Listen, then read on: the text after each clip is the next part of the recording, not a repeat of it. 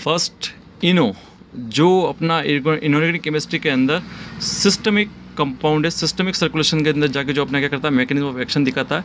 और इसके अपन साल्ट की बात करेंगे कि इसके अंदर आपके सोडियम बाइकार्बोनेट कंटेंट कंपाउंड्स होते हैं। सोडियम बाइकार्बोनेट इसके अंदर कहीं कहीं प्रेजेंट रहेगा, जो कार्बन डाइऑक्साइड गैस को रिलीज़ करेगा, जिसकी वजह से अपन को रिफ्लक्स आते हैं ये रहने के बाद। और ये इनो के अंदर अपन जैसे सोडियम सेक्रिन हो गया, इसके अंदर नींबू कालम लेमन फ्लेवर हो गया, और कुछ ऐसे टाट्राजीन और ये ऐसे सब्सटेंस होंगे जो इसके कहीं कहीं कलर को, कहीं कहीं इसके टेस्ट को अफेक्ट करेंगे। इसके अंदर आपके कुछ परमिटेड स्वीटनिंग एजेंट भी मिलाए जाते हैं, जैसे सोडियम सेक्रिन हो गया, परमिटेड कलर मिलाया जाएगा जैसे ब्रिलियंट ब्लू हो गया, टाट्राजीन, परमिटेड फ्लेवर इसके अंदर ऐड किए जाएंगे। और इसके अंदर फ्रूट पल्प भी कुछ क्वांटिटी में ऐड किया जाएगा। और एफरवेसेंट ग्रेन्यूल्स होते हैं जो सोडियम बाइकार्बोनेट के बने होते हैं, जिसको अपन जैसे ही लेते हैं तो लेने के बाद CO2 गैस की रिलीज के साथ साथ आपको रिफ्लक्स मिलेंगे। कुछ अपन जैसे डाइजीन, जेल्यूसिल हो गया, ये आपके नॉन सिस्टमिक एंटासिड्स हैं, जिसके अंदर अपन देखेंगे कि डाइजीन, जेल्यूसिल हो गया। डाइजीन, जेल्यूसिल के अंदर अपन देखेंगे एंटासिड, एंटी गैस लिक्विड, और इसके कंटेंट की बात करेंगे। इसके अंदर डाइमेथिकोन हो गया, मैग्नीशियम हाइड्रोक्साइड हो गया, मैग्नीशियम हाइड्रोक्साइड पेस्ट हो गया, एल्यूमिनियम हाइड्रोक्साइड हो गया जो पेस्ट फॉर्म में, सॉर्बिटॉल स्वीटनिंग एजेंट हो गया। इसकी बात करेंगे तो इनके अंदर जब अपन स्टडी करते हैं फार्मेसी तो देखते हैं कि एक कॉम्बिनेशन एंटासिड फॉर्मुलेशन थेरेपी आती है, जिसके अंदर इन सभी एंटासिड्स को, एल्यूमिनियम और मैग्नीशियम हाइड्रोक्साइड को अपन साथ में कॉम्बिनेशन फॉर्म में लेते हैं। ये कॉम्बिनेशन फॉर्म इसलिए यूज़ में ली जाती है ताकि एक कंपाउंड का जो इफेक्ट है वो कॉन्स्टिपेशन कोज करना है और एक का है आपका लैक्सेटिव इफेक्ट प्रोड्यूस करना है। तो दोनों के इफेक्ट नलीफाई हो जाते हैं, इसलिए अपन कॉम्बिनेशन फॉर्म में लेते हैं। डाइजीन हो गया, डाइजीन एंटासिड्स भी क्या है आपके नॉन सिस्टमिक इनऑर्गेनिक एंटासिड है। ये एल्यूमिनियम हाइड्रोक्साइड जेल हो गया, एल्सिड MPS, गैस फीस हो गया, जिसके अंदर मैग्नीशियम साइमेथिकोन, एल्यूमिनियम हाइड्रोक्साइड जेल का इनका फॉर्मुलेशन रहता है। म्यूकेन जेल हो गया। अब म्यूकेन जेल और ओमी MPSO, इनके अंदर एक साल्ट मिलाया गया ऑक्सीटिकेन, इसके अंदर भी अपन बात करेंगे। इसके अंदर भी मिलाया गया आपके ऑक्सीटिकेन। तो ऑक्सीटिकेन का काम होता है एनेस्थेटिक इफेक्ट प्रोड्यूस करना। जिससे किसी को इंटेस्टाइन के अंदर, स्टमक के अंदर बर्निंग इफेक्ट आ रहे हैं तो उन बर्निंग इफेक्ट को न्यूट्रलाइज करने के लिए, उनको कम करने के लिए अपन ऑक्सीटिकेन देते हैं, जो आसपास की एनेस्थेटिक इफेक्ट प्रोड्यूस करके बर्निंग इफेक्ट को रिड्यूस करेगी। मेगाल्डेट, साइमेथिकोन, ओरल सस्पेंशन, रेनिलियम MPS, जो रिफ्लक्स को, जो फ्लैटुएंट्स गैस बन के डकार आ रहे हैं जो आपके, तो उनको क्या करेगा, रिफ्लक्स को भी कम करेगा साथ साथ। अब अपन बात करेंगे कि ऑर्गेनिक केमिस्ट्री के अंदर, ऑर्गेनिक फार्मेसी के अंदर जो जो एज ए एंटासिड्स के रूप में काम में आएंगे वो कौन कौन से कंपाउंड है। फर्स्ट रेबिप्राजोल DSR, जो एज ए ऑर्गेनिक कंपाउंड के रूप में अपन काम में लेते हैं एसिडिटी में। कुछ रेबेसेक DSR जिसमें रेबिप्राजोल है।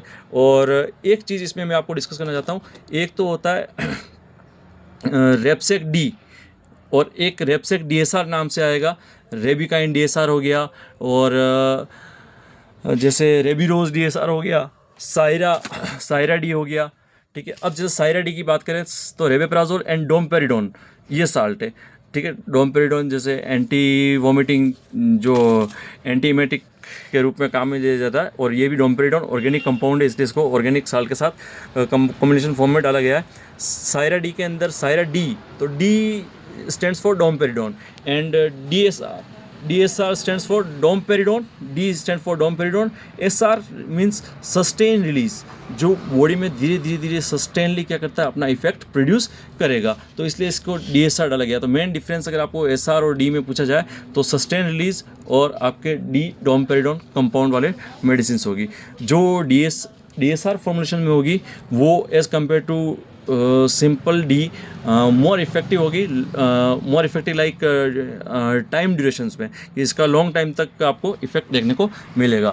कुछ और जिसकी ब्रांड नेम्स रेबिरोज DSR जो वार्नर कंपनी की है, रेबिकाइन DSR जो मैनकाइंड फार्मा की है, और मेकार्डी जो कोरोना कंपनी की है, रेबसेक LS सिप्ला कंपनी की है, जिसमें रेबिप्राजोल और लिवोसल्फिराइड, जैसे किसी को सूजन सी हो, दर्द सा हो, पेन सा हो, तो उस केस में लिवोसल्फिराइड वो साथ में ले सकते हैं एसिडिटी के साथ में गैस्ट्रिक प्रॉब्लम में। फिर उसके बाद गैस्ट्रिक प्रॉब्लम जैसे एसिडिटी में इसोमेप्राजोल साल्ट वाले हो गए, तो उसके अंदर इसोमर एल जो ग्लेनमार्क फार्मास्यूटिकल्स की है, इस ओमेप्राजोल DSR जिसके अंदर इसोमेप्राजोल, मैग्नीशियम, डोमपेरिडोन सस्टेन रिलीज, ये आपके कैप्सूल्स हैं।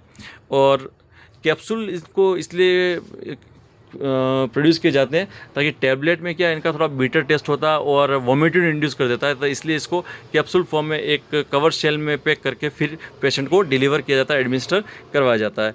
फिर पेंटोसिक DSR जिसके अंदर पेंटोप्राजोल जो प्रोलॉन्ग रिलीज़ है, अब इसने किसी फॉर्म को सस्टेन रिलीज़ की जगह क्या कर दिया, इसने prolong release and sustain release, both words are similar, दोनों सेम है, इनका सेम मीनिंग है, तो इसलिए आप कहीं DSR और प्रोलॉन्ग रिलीज़ आ जाए और कंट्रोल रिलीज़ आ जाए वो भी, तो आपको लॉन्ग टाइम तक आपके क्या करेगी, इफेक्ट प्रोड्यूस करेगी। पेंटोप DSR, अब पेंटोप के अंदर पेंटोप 40 आती है, पेंटोप D आती है, पेंटोप DSR आती है। तो पेंटोप प्लेन पेंटोप के अंदर सिर्फ पेंटोप्राजोल होगा, पेंटोप D के अंदर डोमपेरिडोन होगा, और पेंटोप DSR के अंदर डोमपेरिडोन भी है, पेंटोप्राजोल भी है, और वो सस्टेन रिलीज इफेक्ट भी प्रोड्यूस करेगा। देन ओमिडी, ओमेप्राजोल वाले कंपाउंड्स हो गए, प्रोटॉन पंप इनहिबिटर, और प्लेन ओमी जिसके अंदर ओमेप्राजोल है, और ओमिडी के अंदर ओमेप्राजोल प्लस डोमपेरिडोन का कॉम्बिनेशन है। फिर एक ब्रांड में आपके सामने डिस्कस करूँगा, ओमेज डॉक्टर रेडी कंपनी की है, और ये जो ड्रग है ओमेप्राजोल, ये अपन ने बात करते थे प्रोटॉन पंप इनहिबिटर मेडिसिन से। और एक पेंटोसिट, ये भी पेंटोप्राजोल वाली मेडिसिन से। दूसरी चीज़ रेंटेक, ये H2 रिसेप्टर एंटागोनिस्ट मेडिसिन, ये भी एसिडिटी को कंट्रोल करती है।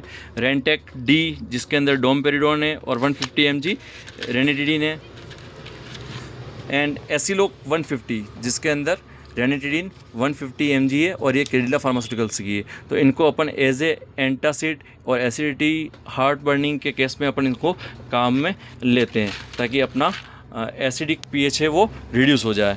और बात करेंगे, जैसे मैं बात कर रहा था पेंटोप D के बारे में, पेंटोप 40 के बारे में, तो इसके अंदर जो बेसिक जो कंपोजिशन है पेंटोप 40 के अंदर 40 mg पेंटोप्राजोल है, ठीक है। गैस्ट्रिक रेजिस्टेंट टैबलेट, अब ये बात आ रही है गैस्ट्रिक रेजिस्टेंट, मतलब जैसे ही आप इसको दोगे तो गैस्ट्रिक एसिड का इसके ऊपर कोई इफेक्ट नहीं आएगा, और ये गैस्ट्रिक मीडियम में क्या रह सकती है, सेफ है।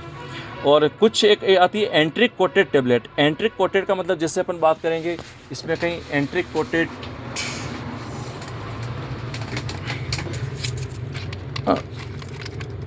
ये रेबिसेक DSR जिसके अंदर एंटेरिक कोटेड बताया गया। एंटेरिक कोटेड का मतलब ये आपके गैस्ट्रिक, जो स्टमक के अंदर गैस्ट्रिक एसिड है उसके साथ इफेक्ट में आने में कोई भी डैमेज नहीं होगी। ये ड्रग सीधी आपके इंटेस्टाइन में जाके डिज़ोल्व होगी और वहाँ पे जाके अपना एक्शन दिखाएगी, और ये सिर्फ इंटेस्टाइन में रिलीज़ होने के पर्पज़ से इसको बनाया गया है।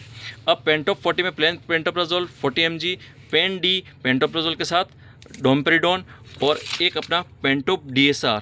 पेंटोप DSR आपका जो पेन DSR के नाम से भी मार्केट में आता है। तो पेंटोप DSR पेंटोप्राजोल भी है, डोमपेरिडोन भी है, और साथ में ये सस्टेन रिलीज कैप्सूल्स भी है। तो इस तरह से आपके ये अपने जो भी सिस्टमिक और नॉन सिस्टमिक एंटासिड, इनऑर्गेनिक और ऑर्गेनिक एंटासिड्स थे, उनके बारे में अपन ने डिस्कस किया है, जो अपने एसिडिटी को कंट्रोल करते हैं, और एक अच्छे मायने में ये आपकी व्यवस्थित जो स्टमक की और इंटेस्टाइन की जो एनवायरनमेंट है उसको क्रिएट करने में हेल्पफुल रहते हैं। तो थैंक यू दोस्तों। और ये जो नॉलेज है, कोई भी फार्मासिस्ट अपने साथ अपने लाइफ में एक मतलब स्टेबिलिटी बनाए रखने के लिए नॉलेज पर्पस से इसको अपने काम में ले सकता है। Thank you.